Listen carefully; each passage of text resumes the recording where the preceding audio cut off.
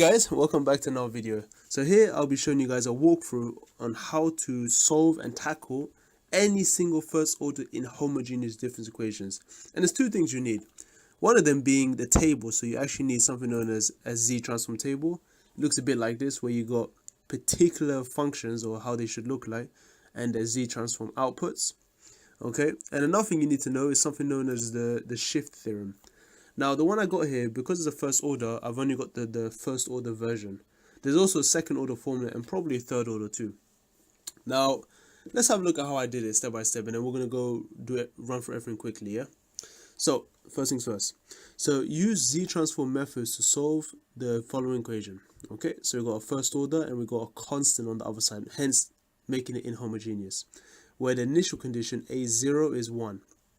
Okay, so here we're literally just going to find an expression for an, yeah, just to pretty much solve this expression in terms of Z transforms. All right, so let's always note this formula down because it's going to be useful. And now the first thing you want to do is Z transform the whole system. So by Z transform this equation, you're going to attach a Z to every single term that isn't a constant, yeah. So a bit like that. And now as per definition, the first part is going to be equivalent to the formula above, so that's done. Now the second term is fine, we leave as is, because we want it in terms of ZANs. Now for the last bit, the Zn, now this is defined as Z over Z minus 1 squared, and this is based on the Z transform table. So looking back here, it's the last one on my list. Now for the purpose of the final answer, we're only going to use two of them, this last one and the Bn expression. But anyway, we'll get to it when we see it. So let's move on to, let's go ahead and just replace everything we know, yeah? So from here, we're going to have now this. So ZAN plus 1 is this, and Zn is the last term on the right. Now all I want you guys to do is try and rearrange to make Zan the subject. And doing so, it should look a bit like this. Okay, so expanding the bracket, you're going to get what? Z times Zan minus Z, and then, oh yeah, these little Z and Z are not the same. This is just a random variable, and this is just a function, okay? Now, the point is, try and make ZA in the subject. So we're going to collect like terms, so it'll be Z minus 4 times ZAN, that looks a bit like this. And this minus Z, you're going to plus it across the other side to get plus Z. And then all you're going to do next is divide everything by Z minus 4 to make it look like this. Now, this is the part where you need to be very careful, yeah? Because the problem with Z transforms is that you need to make it look pretty much specific to the table, okay? You can't just, for instance, you're probably thinking, let's take partial fractions. Yes, you have to take partial fractions, but one thing you have to be careful is that you need to get rid of the 3z. It has to be 1 over, or at least 3 is fine. You got to move the z, okay? So let's see how we did that. So we said, all right, let's use this function, and then I state here, remove z from the equation before using partial fraction method. And for those who are not sure, partial fractions look a bit like this. When you're given some sort of weighted term on the denominator, on the bottom half, you can split them up by separate terms. So for instance, you've got two terms, you can have two fractions. If you've got a linear and a quadratic, you can have a linear and a quadratic. But if you've got something a bit weird like this one, a linear and a linear squared, you can separate into a linear plus a linear plus a linear squared, which is a quadratic. So this is the one we're going to be doing, okay? So looking at our function again, we had z minus 1 squared and z minus 4. Now the squared one was this one. So it's our x plus b, right? So we're going to have the regular z minus 1 and then z minus 1 squared. And then this one here is just the regular z minus 4. Now, moving on. So notice how I just cut out the z, yeah? So forget the z, guys. Yeah? Make sure you cut it off. And equate it to the right-hand side.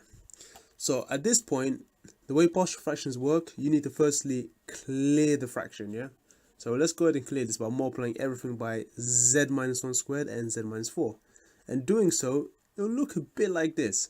The left-hand side is cleared. Now for the a, because you're timesing by both terms, the z minus 4 is cancelled out, but you're left with z minus 1 squared.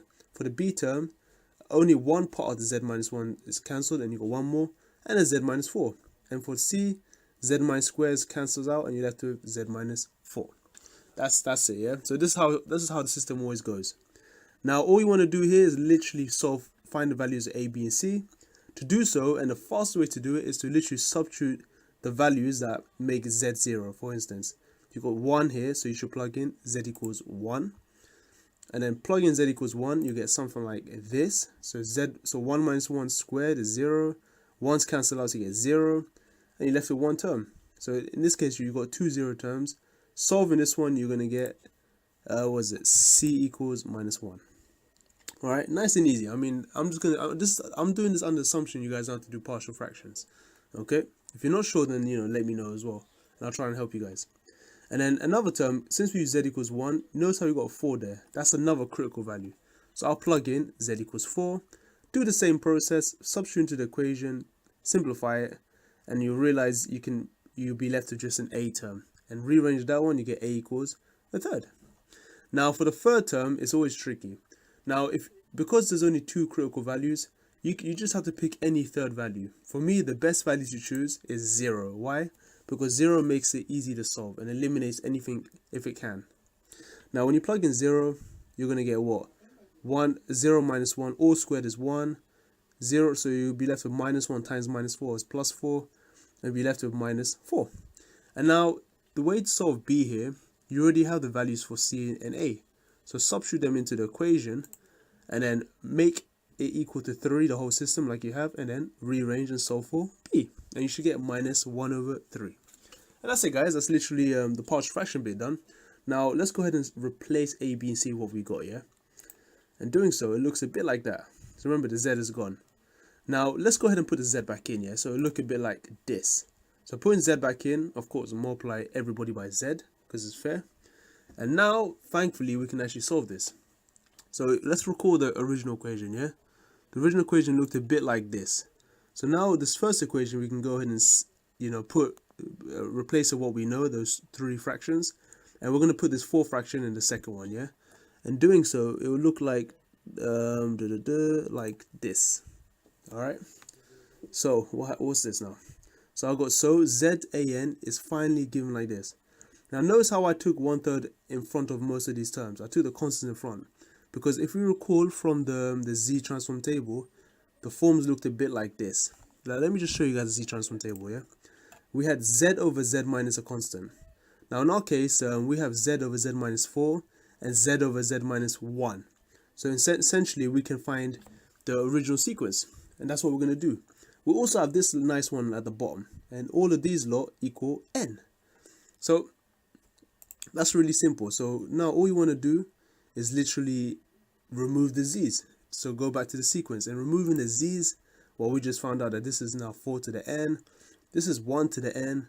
All of this is just n. And all of this is 4 to the n as well.